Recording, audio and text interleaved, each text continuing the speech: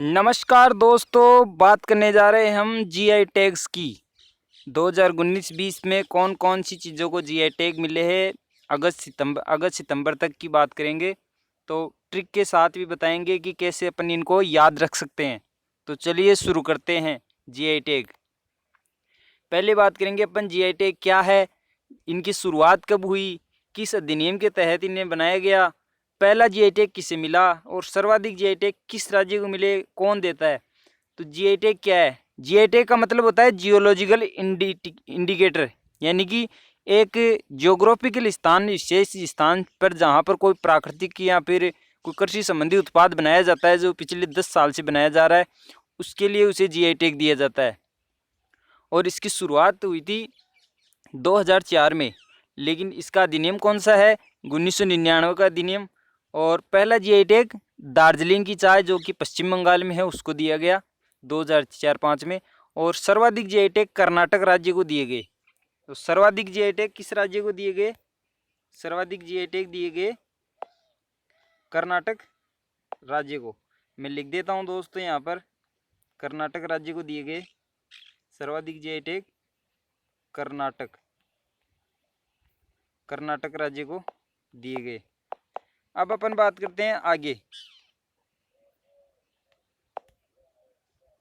कि a GI tag is a geographical indication of a item which is specific to a particular place, यानी कि एक special चीज जो कि एक पर्टिकुलर प्लेस पर पाई जाती है, एक स्थान विशेष पर पाई जाती है, उसे ही जीआई टैग दिया जाता है।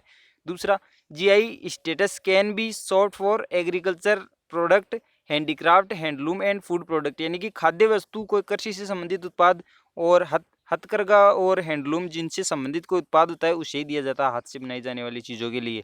तीसरा, registration of geographical indication logo given to a particular product, यानी कि एक पर्टिकुलर प्रोडक्ट को दिया जाता है, only be used by registered and authorised users, यानी कि जो कि वो लोगो जो दिया जाता है उस प्रोडक्ट के लिए वो ऑथराइज्ड यूजर को दिया जाता है और वो ही यूज कर सकते हैं उस लोगो को।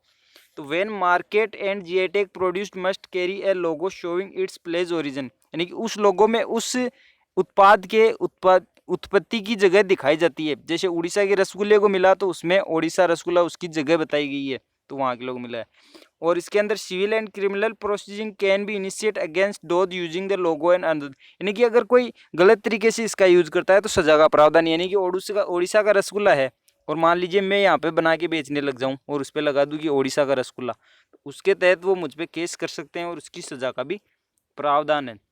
एन एसोसिएशन और collective body can apply for GI tag, यानी कि एक अकेला आदमी जीआई टैग के लिए अप्लाई नहीं कर सकता।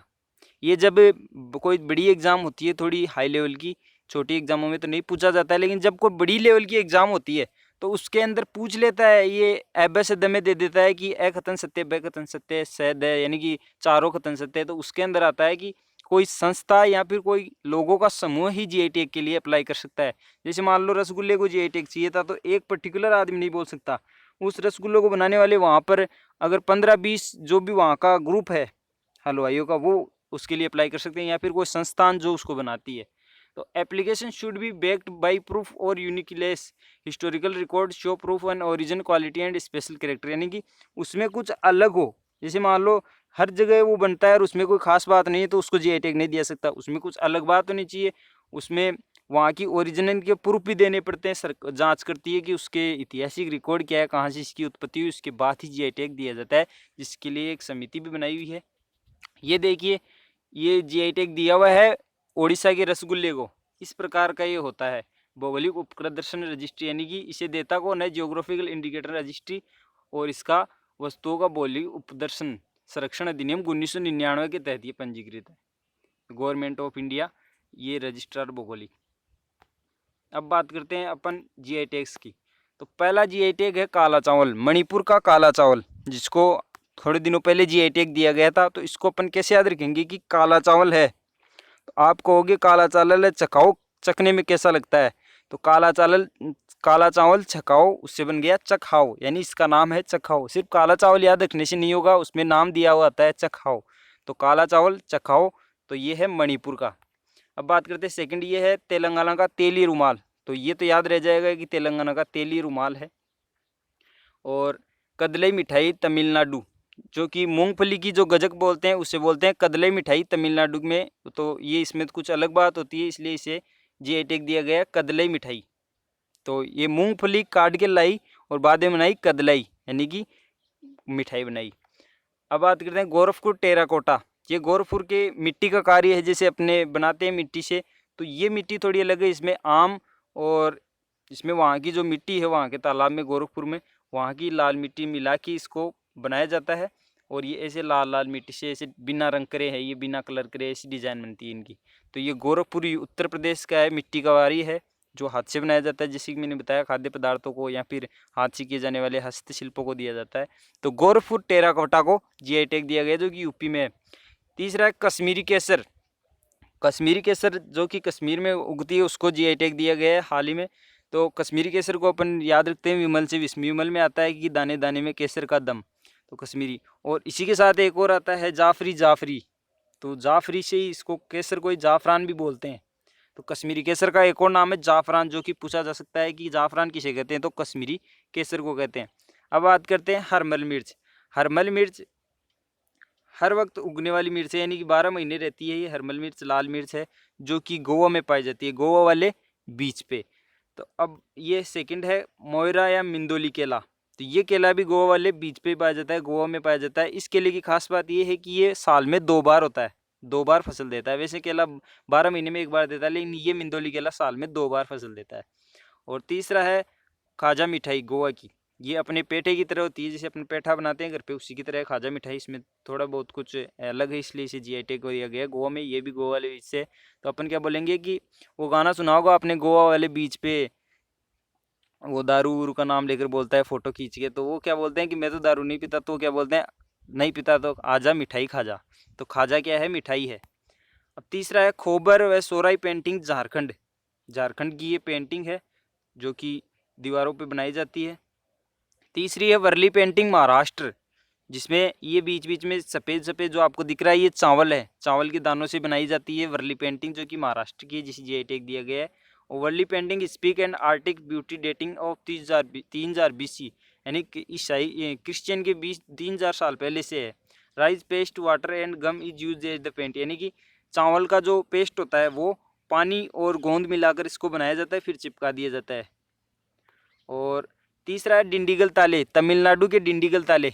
तो इसको कैसे याद रखेंगे कि पहले लगाते कुंडी, फिर लगाते डिंडी, यानी फिर लगाते हैं ताले। तो डिंडीगल ताले कहाँ के हैं, तमिलनाडु के। 150 साल पुराने हैं, 150 साल से ये बनाए जाते आ रहे हैं अपनी अलग विशेषता के कारण। एक है अब है पंचमिर्दम प्रसाद। पलानी मंदिर तमिलनाडु का पंचमिर्दम प्रसाद, जो कि जिसे जीआई टैग दिया गया था। ये भी इसमें कुछ शरीर को ताकत देने वाली क्षमताएं हैं, ये एक आयुर्वेदिक की तरह भी काम करता है, इसलिए इसको भी जीआई टैग दिया गया है, जो कि तमिलनाडु के पलानी मंदिर में बांटा जाता है। 5 चीज़ों से मिलकर बना होता है। छठा है कड़ंगम साड़ी तमिलनाडु, जिसे जीआई टैग दिया गया है। ये है मिजोरम के कपड़े, पंचेई, हमारम, पाउंडम, नोगोचे, तोले। इन्हें अपन तौलिया बोलते हैं, तो तौले से याद रखेंगे। तो इन सब मिजोरम की चीज़ें, इनको जीआई टैग दिया गया है। एक है गुलबर्गा तूर दाल।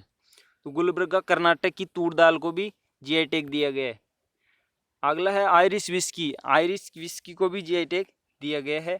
और असम का लेमन काजी नींबू, यानी कि कच्चा जो नींबू होता है खट्टा, उसे बोलते हैं, वो आसाम के नींबू को ये जीआई टैग दिया गया है। अब है खोला चिली, यानी खोला मिर्च, जो कि गोवा में है, इसको जीआई टैग दिया गया है, खोला मिर्च। और ये है तमिलनाडु का नींबू। नींबू क्या, लहसुन, जिसे अपन बोलते हैं इंग्लिश में गार्लिक। और इसका साइंटिफिक नाम पूछा जाता है एलियम सेटिवम, जो कि इसका साइंटिफिक नाम है, वैज्ञानिक नाम है। तमिलनाडु में जीआई टैग दिया गया है इसे। अब है श्रीविल्लिपुतुर पलकोवा। पलकोवा बोलते हैं दोस्तों, जो दूध के पेड़े होते हैं उन्हें पलकोवा बोलते हैं। और जो वहाँ के श्रीविल्लिपुतुर जो तमिलनाडु में स्थित है, वहाँ के बहुत ज़्यादा मीठे होते हैं, इसलिए इन्हें जीआई टैग दिया गया। और ये है तिरूर केरल पान के पत्ते, यानी तिरूर सुपारी जी या पान के पत्ते जो बोलते हैं, इन्हें जीआई टैग दिया गया। तो ये थे दोस्तों जीआई टैग, जो कि हाल ही के दिनों में दिए गए, एग्जाम में पूछे जा सकते हैं।